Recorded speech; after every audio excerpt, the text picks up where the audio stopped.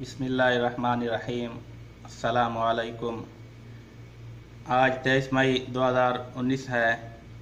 पिछले महीनों पाकिस्तान के शहर कराची के समंदर में तेल और गैस के ज़ख़ायर की तलाश के लिए खुदाई शुरू की गई, लेकिन चंद दिन पहले ये ख़बर दी गई कि पाकिस्तान के शहर कराची के समंदर से तेल और गैस के ज़ख़ायर नहीं मिले हैं और उस पर पाकिस्तानी फोर्सेस सिक्योरिटी के लिए बिठा दी गई। नहीं मिले मतलब कुछ भी नहीं है, जगह खाली है, तो सिक्योरिटी बिठाने का क्या मतलब। पाकिस्तानियों, घबराना नहीं है। अल्लाह का शुक्र है, पाकिस्तान पर अल्लाह ताला का बहुत बड़ा करम है।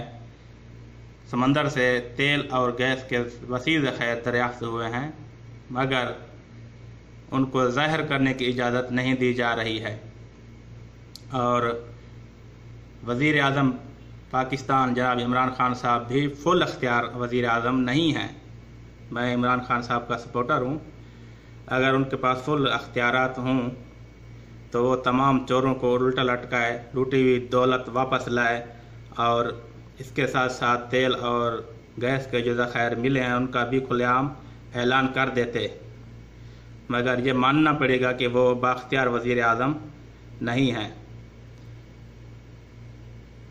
इसको ज़ाहिर ना करने के लिए ईरान और अमेरिका की जंग का ढंढोरा पीटा गया कि जंग होने वाली है। अमेरिका ने अपने समुद्री बेड़े समंदर में उतार दिए ईरान पर चढ़ाई करने के लिए।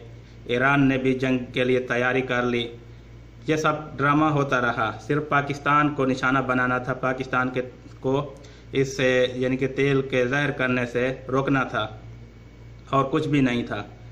ये तो बरसों पहले अल्लाह के एक वली मौलाना हक नवाज जंगवी शहीद साहब ने भी फरमाया था कि ईरान और अमेरिका कभी भी जंग नहीं कर सकते। उसके बाद फरमाया था, मुझे पूरा फ़िक्रा याद नहीं आ रहा, मैं नेट पर सर्च करके वीडियो पहले कमेंट में डाल दूंगा इंशाअल्लाह। उन्होंने कहा था कि अगर इन्होंने कभी जंग कर दी तो मेरी कब्र पर थूक देना, या इस तरह के कुछ अल्फाज थे।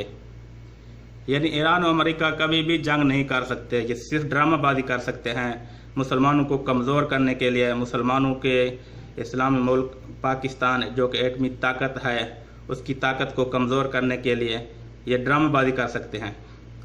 और इनके अलावा ईरान और अमेरिका के अलावा हमारा दोस्त मुल्क जो कि सऊदी अरब है वो भी नहीं चाहता, अरब ममालिक नहीं चाहते, तमाम अरब ममालिक नहीं चाहते कि पाकिस्तान खुद कफील हो जाए, उनका तेल रुक जाए। उन पर थोड़ा बहुत फ़र्क ज़रूर पड़ने वाला है कि अगर पाकिस्तान से तेल निकल आया, पाकिस्तान अपनी ज़रूरत पूरी करेगा और चाइना को भी देगा, साथ में रूस भी मिल जाएगा। लेकिन सबसे बड़ा असर जो पड़ने वाला था वो ईरान पर था, क्योंकि पाकिस्तानी तेल के ज़ख़ायर बहुत निचली सतह पर हैं।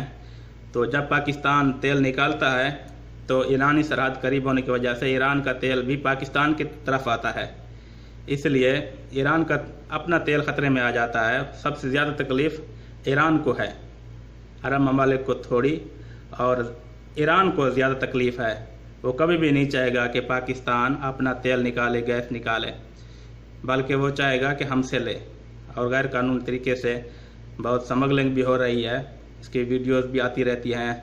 वहाँ पर फ़ौजी मौजूद है, हमारे कज़न भी बताते हैं गैर कानूनी स्मगलिंग होती है, जिसको रोकने के लिए ड्यूटियाँ लगाई जाती हैं। और वीडियो देखने का शुक्रिया, यहीं तक काफ़ी है। मज़ीद अच्छी अच्छी वीडियो देखने के लिए आप हमारा YouTube channel PK YouTube channel ज़रूर सब्सक्राइब करें। मज़ीद इंशाल्लाह इन्फॉर्मेशन देते रहेंगे। अस्सलाम।